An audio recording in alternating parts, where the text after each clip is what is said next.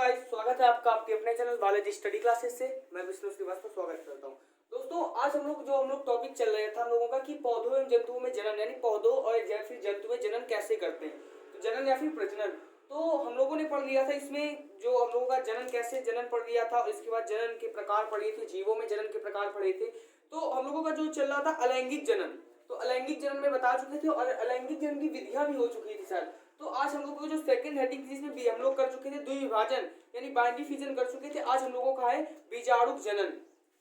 बीजाणुक जनन, तो बीजाणुक जनन साथ हम लोगों की दूसरी हेडिंग है। हाँ, दूसरी हेडिंग है, तो हम लोग पढ़ेंगे बीजाणुक जनन क्या होता है। तो बीजाणुक जनन समझने से पहले एक चीज समझना पड़ेगा कि कैसी प्रक्रिया है। तो बीजाणुक जनन वाली बात है, तो यह वास्तव में बहुखंडन ही है। क्या है यह? वास्तव में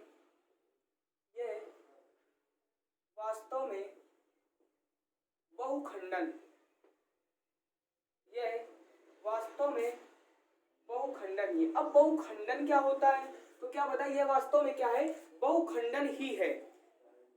इस प्रकार के जनन में कोष्ठ युक्त संरचनाएं होती है, जिन्हें जीवाणु कहते हैं। इस प्रकार के जनन में क्या होती है? कोष्ठ युक्त संरचनाएं होती हैं, जिसे हम लोग क्या बोलते हैं? जीवाणु बोलते हैं। तुम लोग लिखेंगे इस प्रकार के जनन में कोष्ठ युक्त, इस प्रकार के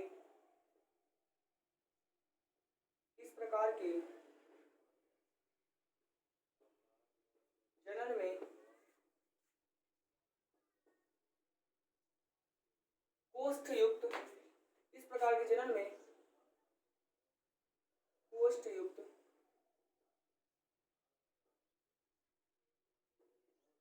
संरचनाएं होती हैं, जिसे क्या बोलते हैं? जीवाणु बोलते हैं। जिसे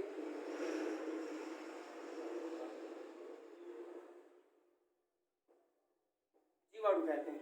ये वास्तव में क्या है? बहुखंडन ही है। इस प्रकार के जनन में क्या होता है? कोष्ठ युक्त संरचनाएं होती है। अब कोष्ठ युक्त संरचनाएं होती है, तो उन्हें बोलते क्या है? तो जिसे हम लोग क्या बोलते हैं? जीवाणु बोलते हैं। किसे? कोष्ठ युक्त संरचनाओं को। ठीक है। प्रतिकूल परिस्थितियों में इस प्रकार का अलैंगिक जनन, प्रतिकूल परिस्थितियों में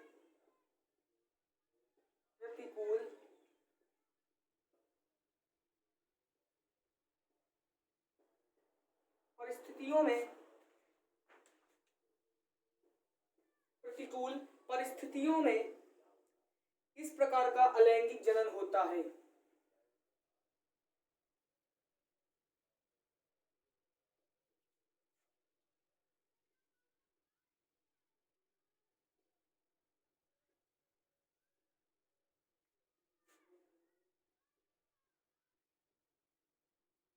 प्रतिकूल परिस्थितियों में इस प्रकार का क्या होता है? अलैंगिक जनन होता है। अब अनुकूल परिस्थिति आने पर प्रत्येक कोष्ठ, अब क्या होता है जब एक अनुकूल परिस्थिति आती है, तो हम लिखेंगे पहले कि अनुकूल परिस्थिति आने पर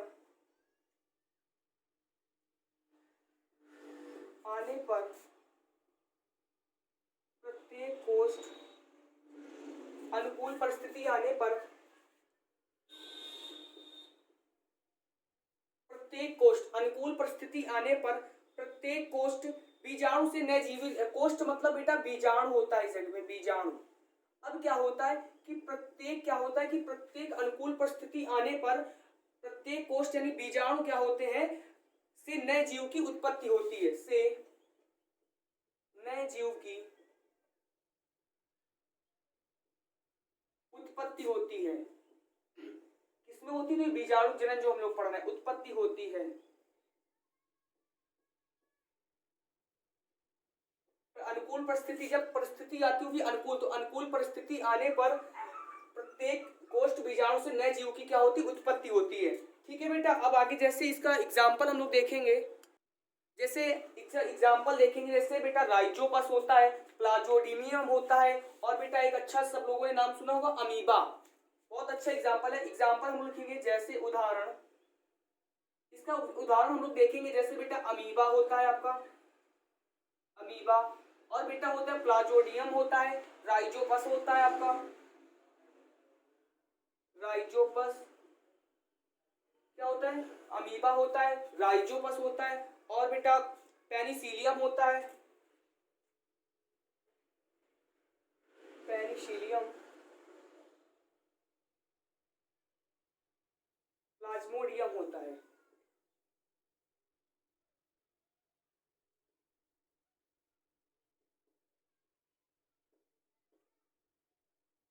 होता है आपका? प्लाज्मोडियम होता है। ओके, प्लाज्मोडियम आदि। अब देखते हैं क्या बताए कि ये वास्तव में बहुखंडन ही इस प्रकार के जनन में कोष्ठ युक्त संरचनाएं होती हैं, जिसे क्या बोलते हैं हम लोग? कोष्ठ युक्त संरचनाएं। अब बेटा कोष्ठ का मतलब क्या होता है? तो बीजाणु होता है। जो बीजाणु युक्त संरचनाएं होती है जिन्हें हम लोग क्या बोलते हैं? जीवाणु बोलते हैं। अब जीवाणु बोलते हैं प्रतिकूल परिस्थिति। अब एक अनुकूल परिस्थिति होती, प्रतिकूल परिस्थिति में इस प्रकार का अलैंगिक जनन होता है। अब अनुकूल परिस्थिति आने पर प्रत्येक कोष्ठ यानी बीजाणु से नए जीव की क्या होती है? उत्पत्ति होती है, जैसे अमीबा, राइजोबस, पेनिसिलियम, प्लाज्मोडियम। अब जैसे बेटा हम लोग देखेंगे बहुकेंद्री कैसे होता है। एक अच्छा सा एग्जांपल लेंगे पेनिसिलियम का।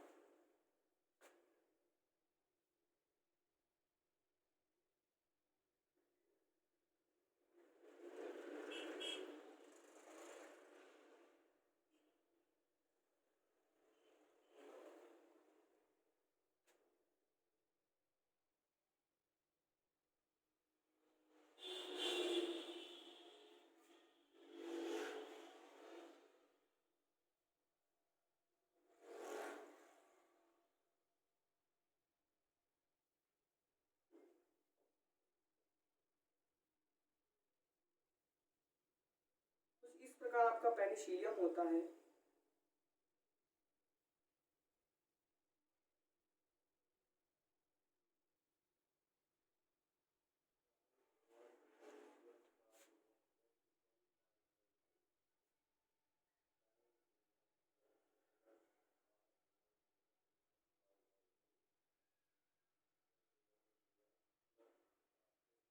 इस प्रकार कुछ आपका बेटा पेनिसिलियम होता है।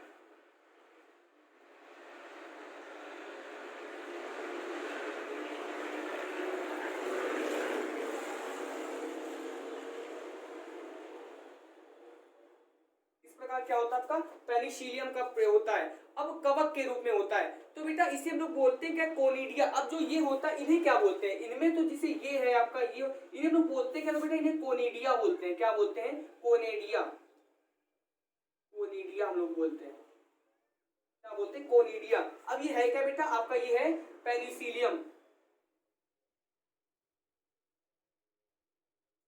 क्या है बेटा? पेनिसिलियम। आपका ये जो अमीबा, राइजोपस, पेनिसिलियम में आपका क्या है? पेनिसिलियम कवक में कोनिडिया का निर्माण। पेनिसिलियम कवक में किसका निर्माण हो रहा है? कवक में निर्माण किसका हो रहा है? कोनिडिया का निर्माण। तो लोग लिखेंगे कोनिडिया का निर्माण।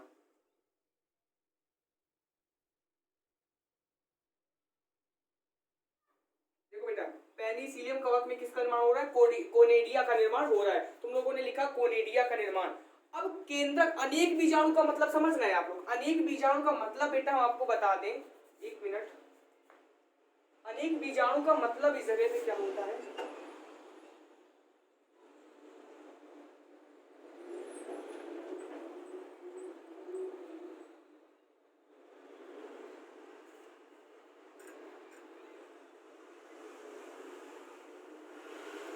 अनेक बीजाणु का मतलब तो जैसे अमीबा, राइजोबस, पेनिसिलियम, प्लाज्मोडियम है, तो इसमें केंद्रक कौन से होते हैं? अनेक बीजाणु कौन से होते? देखो बेटा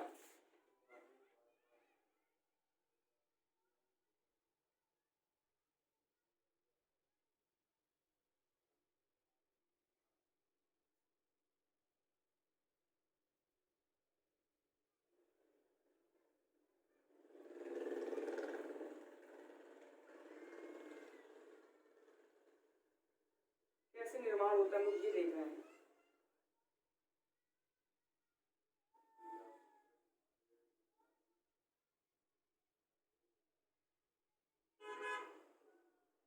तो बेटा ये जो आपके ये है, ये इसे क्या बोलते हैं? अनेक बीजाणु बोलते हैं। ये जो मतलब बीजाणु है आपके।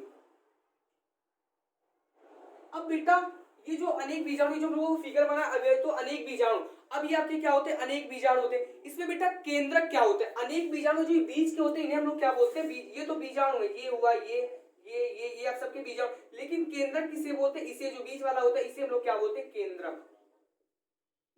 अब बेटा क्वेश्चन एक और आता है, बहुत अच्छा क्वेश्चन है कि जो एक कोशिकीय जीव होते हैं क्या उसमें केंद्रक पाया जाता है? जी हाँ या ना। तो जो एक कोष की जीव होते हैं तो उसमें क्या होता है, जी नहीं कोष क्या होता है कि केंद्रक नहीं पाया जाता है। जो एक कोष की जीव कौन कौन सी बेटा मैंने बताया था, आपको बताया था अमीबा बताया था, पैरामीशियम बताया था, यूग्लिना बताया था, इसमें क्या होता है केंद्रक नहीं पाए जाते। लेकिन बेटा राइजोपस हो गया, पेनिसिलियम प्लाज, इसमें केंद्रक क्या होते हैं। तो देखो बेटा ये पेनिसिलियम में कोनिडिया का निर्माण हुआ और ये केंद्रक हुआ, ठीक है। और बेटा इसे बोलते क्या हम लोग, बीजाणु भित्ति। ये आपका क्या है, इसे हम लोग बीजाणु भित्ति, जो एक से होते हैं इसे हम लोग काम और बोलते हैं बीजाणु भित्ति। इस प्रकार आपका होता है बीजाणु भित्ति, ठीक है। आशा करते हैं कि आपको बीजाणु जनन तो बहुत अच्छे से समझ में आया होगा, चित्र के माध्यम से बता दिया। तो बेटा अब हम लोग अगला देखते हैं कि मुकुलन क्या होता है। मुकुलन के पौधे क्या मतलब मुकुलन के पौधे कैसे होते हैं, बीजाणु जनन तो समझ में आया, अब हम लोग डालेंगे मुकुलन क्या होता है। तो बेटा मुकुलन समझ रहे हैं, मुकुलन की वास्तव में परिभाषा क्या है, तो देखेंगे मुकुलन।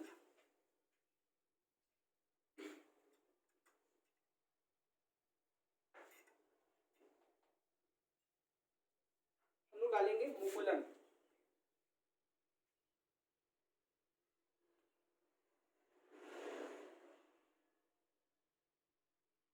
मुकुलन मुकुलन क्या होता है कि इस विधि में जीव शरीर पर एक अतिवृद्धि विकसित होती है। इस विधि में जीव शरीर पर क्या होती है, इस विधि में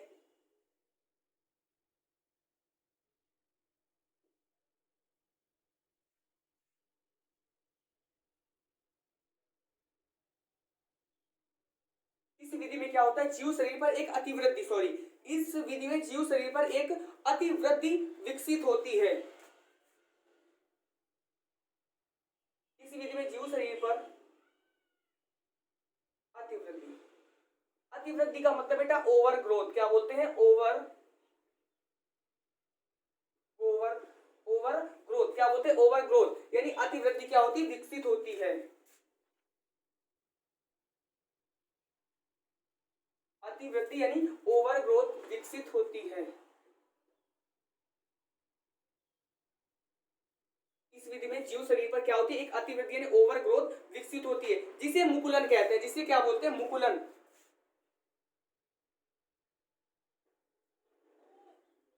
जिसे मुकुलन कहते हैं। मुकुलन मतलब बर्ड।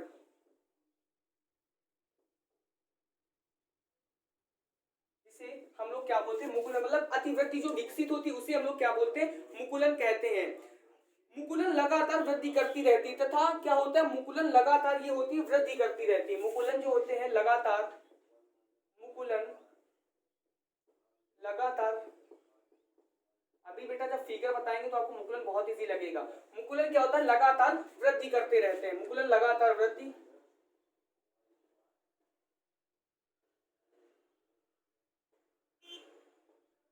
तथा मुकुलन क्या होते हैं, लगातार वृद्धि करते रहते हैं तथा कुछ समय बाद पैतृक पौधे से अलग होकर तथा कुछ समय बाद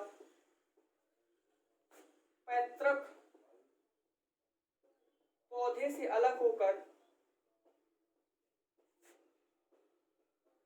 पैतृक का मतलब तो बहुत अच्छे से जानते होंगे, पैतृक संपत्ति वही वाले पुरानी, क्या होते हैं कुछ समय बाद ये वृद्धि करते रहते, लेकिन जब वृद्धि करते थे आगे निकल जाते तो जो पुराने पौधे होते हैं उनको अलग होकर क्या करते हैं, नए का निर्माण करते हैं। तो कुछ समय बाद पैतृक पौधे से अलग होकर नए पौधे को जन्म देती हैं। नए पौधे को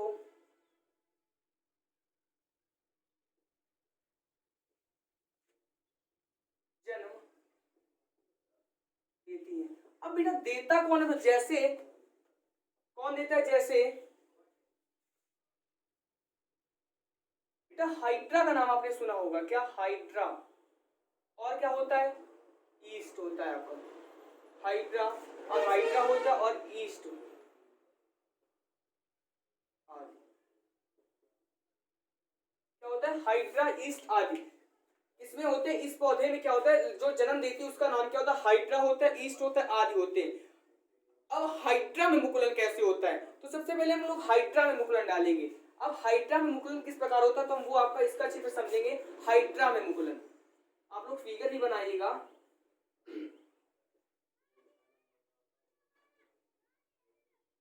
हाइड्रा में मुकुलन, तो लोग हाइड्रा में मुकुलन देखते हैं किस प्रकार होता है।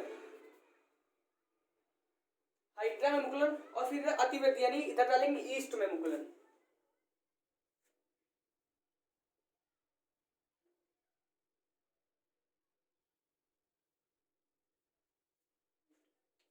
लोग हाइड्रा में मुकुलन देखते हैं।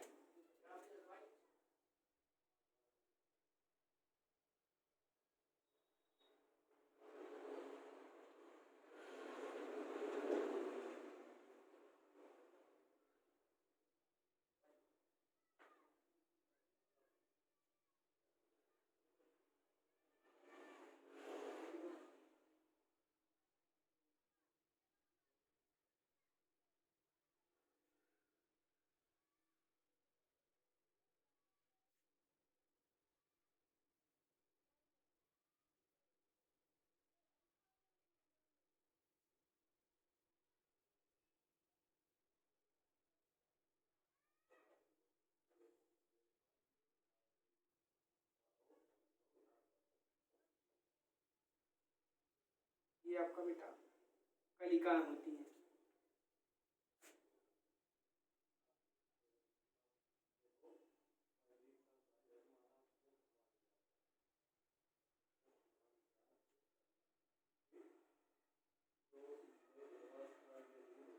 हाइड्रा अनुकूलन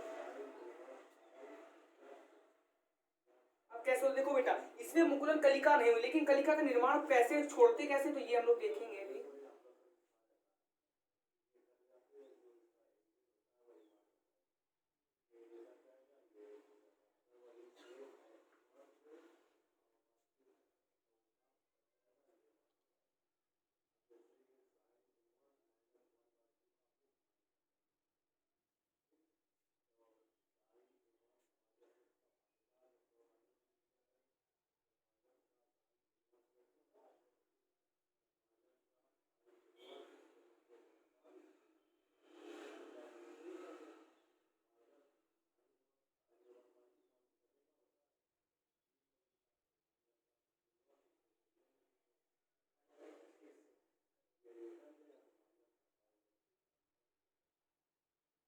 अब नया पौधा तैयार हो तो ये क्या करेंगे, अलग हो जाएंगे। ये होता क्या है कि इसे हम लोग, ये जो तैयार हुए ये अभी तक क्या है बेटा, कलिका है आपकी, कलिका क्या है, कलिका। अभी जब सॉरी कलिका, अभी तो इसमें तैयार, अभी देखो बेटा इसमें इसमें हाइड्रा मुकुलन में कलिका नहीं हुई, लेकिन इसमें तैयार जब पूर्ण रूप से बन गई तो ये क्या हो गई, कलिका हो गई। अब कलिका क्या हो गई, अब जब कलिका ये आपकी हो गई तो ये अब नया तैयार क्या हुआ आपका, नया हाइड्रा, ये जो है ना हाइड्रा। अब अभी तक कलिका नहीं थी, लेकिन अब यही क्या हो गया, अलग जो बन गया जाके, ये आपका हो गया नया हाइड्रा। क्या हुआ आपका नया हाइड्रा, ये बना जाके।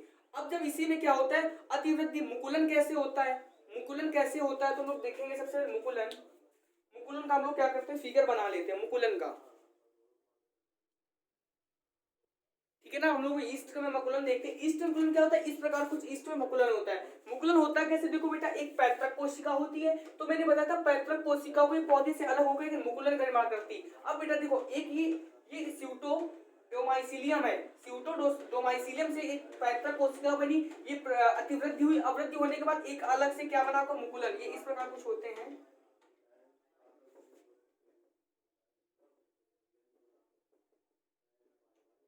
मुकुल एक नया पौधा मुकुल है, जैसे इसमें कलिका में नया हाइड्रा तैयार हुआ था आपका, हाइड्रा, इसके दो होते हैं हाइड्रा और ईस्ट। तो बेटा ये मुकुलन ईस्ट में होता है, याद रखिएगा मुकुलन होता है ईस्ट में और हाइड्रा में मुकुलन होता है, मुकुलन ईस्ट में भी और हाइड्रा में मुकुलन होता है। तो बेटा देखो ये आपका नया हाइड्रा बन के तैयार हुआ, और ये मुकुल देखो बेटा, मुकुल मैंने लिख भी दिया, मुकुल यानी बर्ड।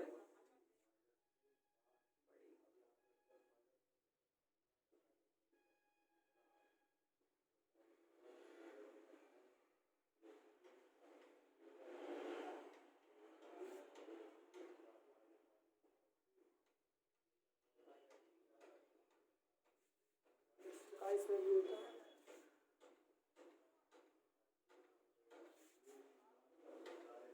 तो ठीक ठीक है ना। तो ईस्ट में मुकुलन का कुछ ऐसा होता है कि पैतृक कोशिका होती है, पैतृक कोशिका से जो ईस्ट में मुकुलन होता है तो फिर अंत में तैयार होता है क्या, मुकुल, और ये इसमें अतिवृद्धि होती है। देखो इसमें अतिवृद्धि हो और इसमें क्या हुआ, इसमें बिल्कुल एक हाइड्राइड तैयार हुआ इसमें, लेकिन इसमें क्या हुई, एक कलिका, एक छोटी सी कलिका तैयार हुई। अब जब कलिका में वृद्धि हुई तो फिर कलिका एक जो बिल्कुल बड़ी कलिका होगी, ये कलिका तैयार हुई। लेकिन इसके बाद क्या हुई, जब अतिवृद्धि हुई जो पैतृक कोशिका है, इसे क्या बोलेंगे हम लोग, पैतृक कोशिका, क्या बोलेंगे, पैतृक पौधे, सॉरी माफ करिएगा, पैतृक पौधा। अब क्या होता है, ये पैतृक कोशिका से अलग होकर नए पौधों का जन्म देती है। अब जब पैतृक पौधे से एक ये बना, अब ये जब बना तो बेटा एक जाके आगे जाके तो कुछ इस प्रकार एक नए पौधे को जन्म देंगी ये, तो फिर ये अपने नए पौधे को जन्म दे लेंगे। इसी प्रकार जो यीस्ट होता है ये क्या होता है, मुकुल। अब जब ये मुकुल तैयार हुआ तो बेटा मुकुल तैयार, इसमें और मुकुल जुड़ेंगे आगे। जब मुकुल तैयार होंगे तो फिर इसे क्या बनेंगे, स्यूटोप्रोमाइडीसिलियम बनाएंगे। जब बनाएंगे तो फिर इसमें फिर एक नया मुकुल तैयार होगा। तो इस प्रकार ये क्या करते हैं, मुकुल को जन्म देती है, और ये क्या करते हैं, नए हाइड्रा को जन्म देती है। तो पता चला हाइड्रा को जन्म कैसे होता है, ईस्ट में मुकुल का जन्म कैसे होता है। तो आशा करते हैं आपको मुकुल समझ में आएगा। मुकुल में क्या होता है, ये अतिवृद्धि में विकसित होती है, इसे हम लोग क्या बोलते हैं, मुकुलन बोलते हैं। बेटा अगली हम लोगों की हेडिंग है कलिका। मुकुलन हम लोग पढ़ चुके, अब अगली हेडिंग है कलिका किसे कहते हैं। तो आशा करते हैं मुकुलन भी बहुत अच्छे से आपको समझ में आया होगा। अब हम लोग देखेंगे कलिका।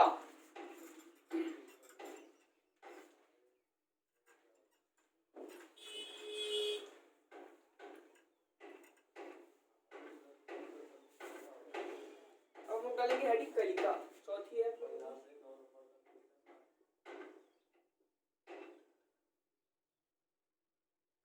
अब कलिका क्या होता है कि कलिका में क्या होता है, कभी कभी पौधे की पत्ती, लोग लिखेंगे कभी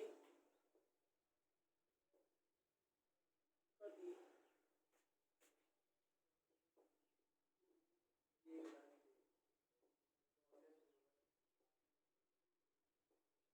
कलिका, कलिका में क्या होता है कि कभी कभी क्या होता है, पौधे की पत्ती व तने की अग्रभाग पर बहुकोश की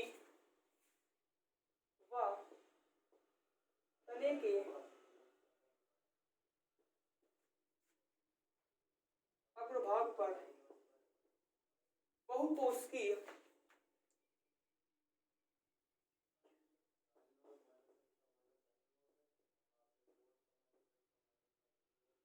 अग्र पर, तने के अग्रभाग पर बहुकोश की एवं हरे रंग की रचनाएं उत्पन्न होती हैं।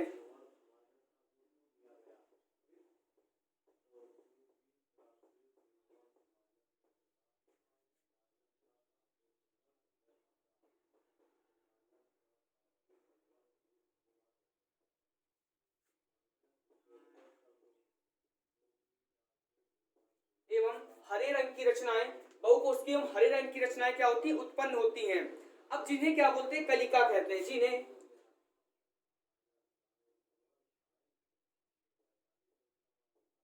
जिन्हें क्या बोलते हैं, जिन्हें कलिका,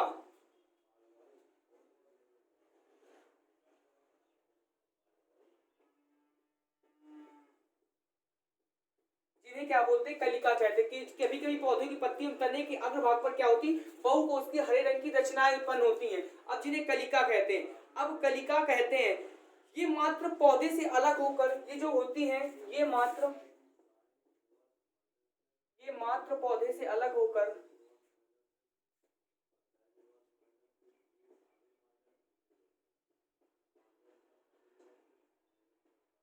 ये मात्र पौधे से अलग होकर, कौन सी कलिका, ये मात्र पौधे से अलग होकर अंकुरण द्वारा नए पौधे को जन्म देती हैं। अंकुरण द्वारा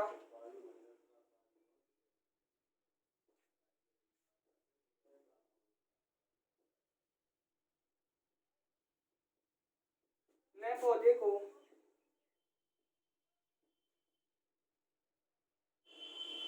पौधे को क्या करती, जन्म देती है, नए पौधे को जन्म देती है। प्रत्येक कलिका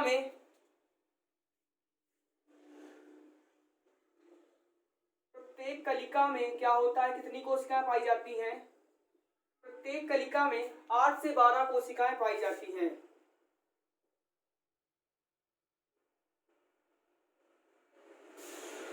प्रत्येक कोशिका में 8 से 12 कोशिकाएं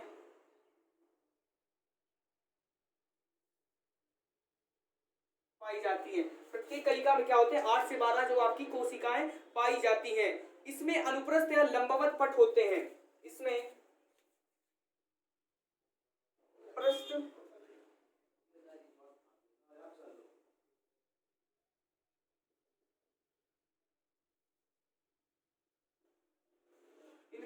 अनुप्रस्थ व लंबवत पट होते हैं।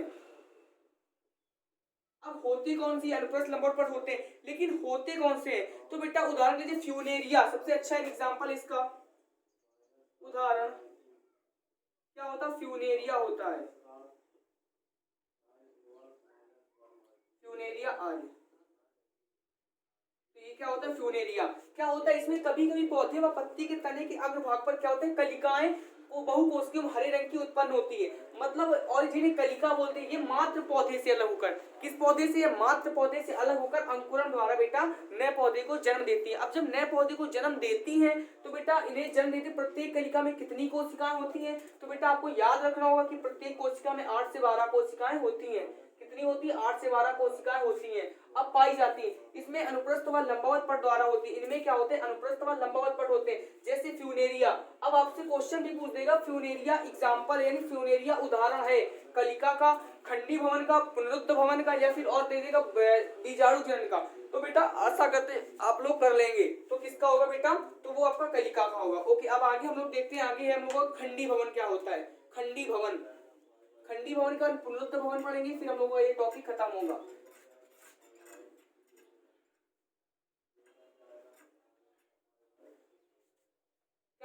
खंडी भवन,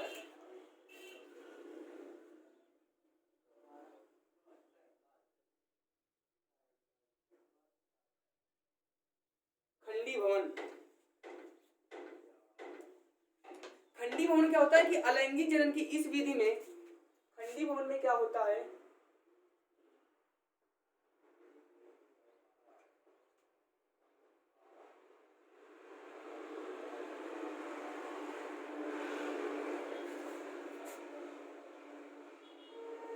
खंडी भवन में क्या होता है, अलैंगिक जनन की जो विधि होती है, अलैंगिक जनन की इस विधि में बहुकोशिकीय जनक जंतु का, अलैंगिक जनन की इस विधि में बहुकोशिकीय,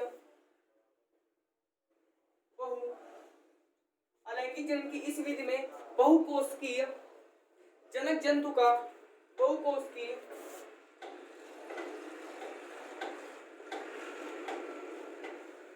बहुकोशिकीय जंतु का क्या होता है, इसमें देखिए बेटा, बहुकोशिकीय जनक जंतु का शरीर 2 या अधिक टुकड़ों में टूट जाता है। जंतु का शरीर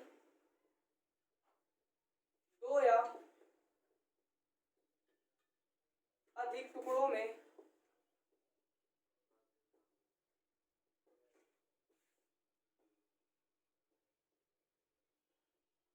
इसमें होता है, टूट जाता है। तो ये बेटा खंडी भवन में होता है। अब खंड का मतलब ही समझना है, टूटना। तो क्या होता है, अलैंगिक जनन में इस विधि में बहुकोशिकीय जनक जंतु का शरीर से 2 या 2 से अधिक खंडों में क्या होता है, टूट जाता है, डिवाइड हो जाता है, प्रत्येक टुकड़ा वृद्धि करके। अब जो टूट जाता है तो प्रत्येक टुकड़ा क्या करता है, प्रत्येक टुकड़ा वृद्धि करके, प्रत्येक टुकड़ा वृद्धि करके, प्रत्येक टुकड़ा वृद्धि करके नई वयस्क संतति में विकसित हो जाता है। वृद्धि करके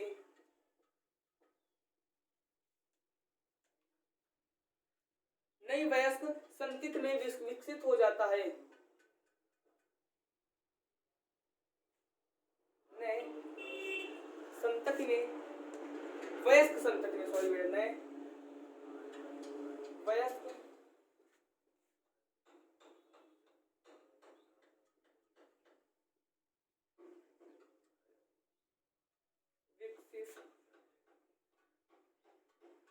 हो जाता है। किसमें होता है, जो प्रत्येक टुकड़ा जो खंडित होता है, प्रत्येक बहुकोशिकीय जंतु का शरीर, तो वयस्क में क्या हो जाता है, विकसित हो जाता है। यह विधि कई प्रकार की अकशेरुकी, यह विधि जो होती है कई प्रकार की, यह विधि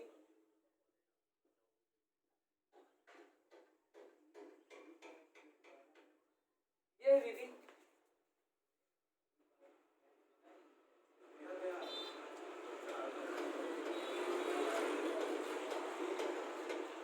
यह विधि कई प्रकार के अकशेरुकी जंतुओं में पाई गई है।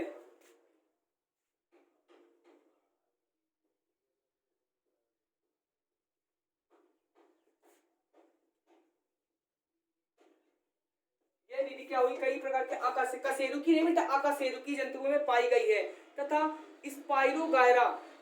तथा स्पाइरोगायरा किसमें अधिक क्षमता होती है, तथा एक पौधा होता है स्पाइरोगायरा,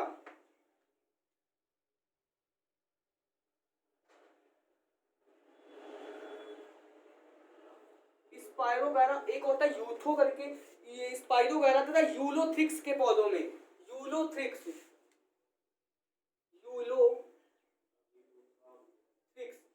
क्या होता है, स्पाइरोगायरा तथा यूलोथ्रिक्स के पौधे में खंडीभवन की क्षमता होती है, के पौधे में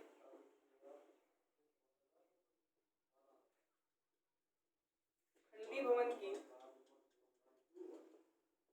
क्षमता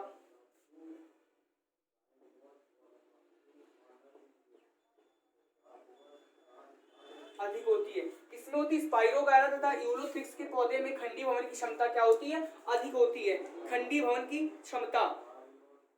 तो बेटा कुछ इस प्रकार होते हैं, हम लोग फिगर के माध्यम से देखेंगे।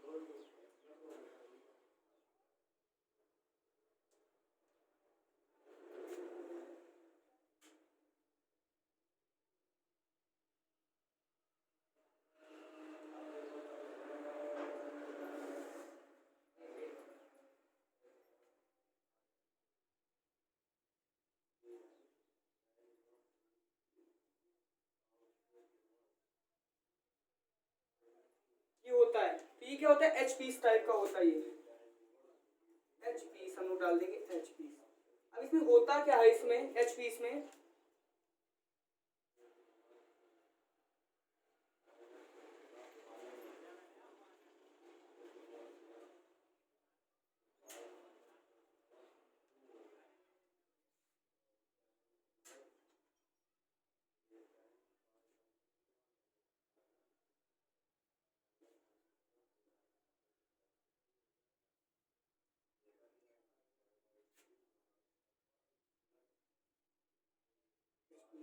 अब क्या होता है, पौधे में खंडीभवन, यूलोथ्रिक्स स्पाइरोगायरा था, मतलब खंडीभवन होता कैसे, तो इसका एक खंड टूटा, ये आपका खंड हुआ, देखो बेटा,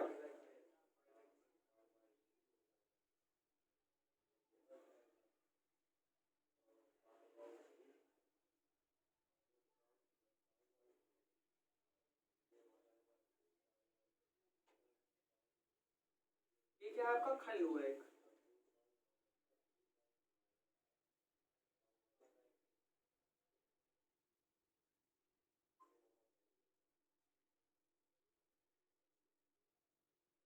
ये इसका आपका क्या हुआ, एक खंड हुआ।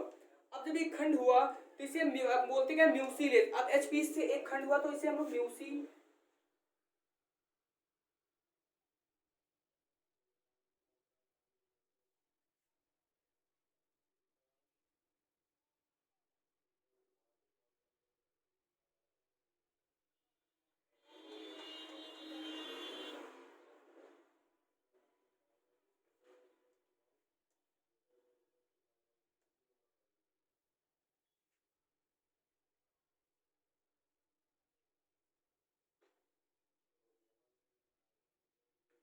इसे क्या बोलते हैं, म्यूसिलेज बोलते हैं,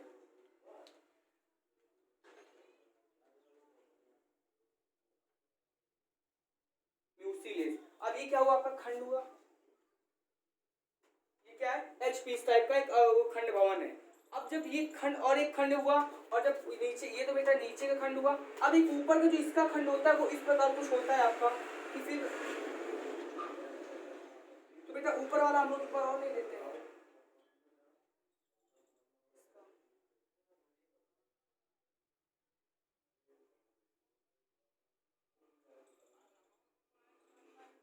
तो बेटा इसी प्रकार जो ऊपर एक खंड ये हुआ और इसका खंड मैंने ये बना दिया, तो इसी प्रकार कुछ ऐसे फिगर बनेगा।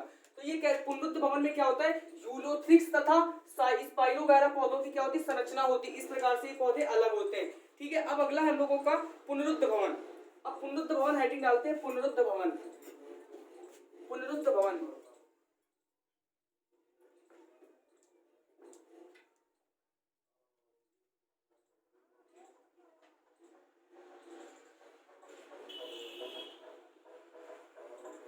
पुनरुत्थ भवन, पुनरुत्थ भवन,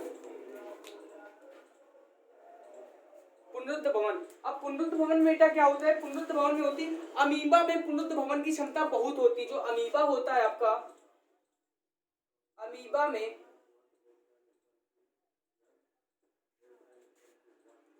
पुनरुत्थ भवन की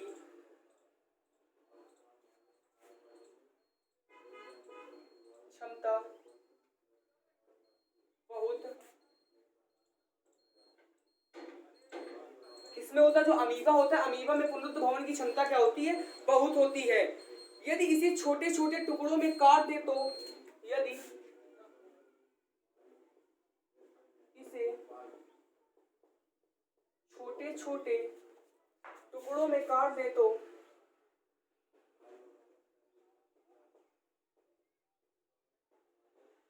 यदि इसे छोटे छोटे टुकड़ों में काट दे तो सभी ऐसे टुकड़े जिनमें केंद्रक का अंश है, सभी ऐसे टुकड़े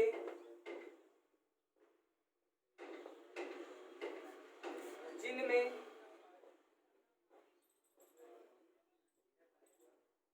केंद्रक का अंश है, इसकी बात अमीबा को अगर हम लोग काट दें, अमीबा की बात करें, काट उसमें टुकड़े जिसमें केंद्रक का क्या है, अंश है, वृद्धि करके पूर्ण अमीबा बन जाते हैं, वृद्धि करके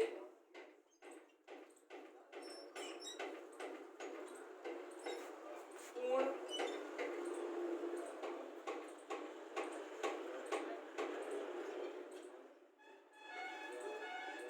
वृद्धि करके क्या होता है, पूर्ण अमीबा बन जाते हैं।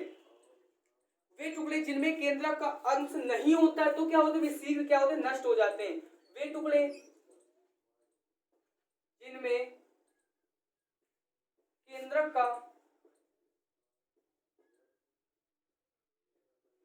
का अंश नहीं होता है,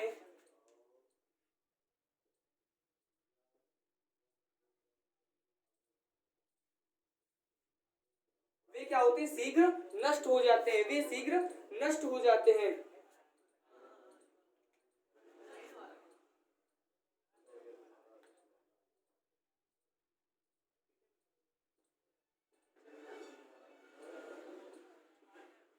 वे शीघ्र क्या होते हैं, नष्ट हो जाते हैं। जब वे नष्ट हो जाती है, यह क्षमता हाइड्रा तथा स्पंज में भी पाई जाती है। जो बेटा एनर्जी होती है हाइड्रा, तो बेटा हाइड्रा फिर से आया, तो हाइड्रा में भी मैंने मुकुलन का फिगर आपको बनवाया था, तथा क्या होती है, यह क्षमता हाइड्रा तथा स्पंज में भी पाई जाती है। हम लोग कल डीपली से स्पंज पढ़ेंगे अगले वीडियो में, हाइड्रा तथा स्पंज में भी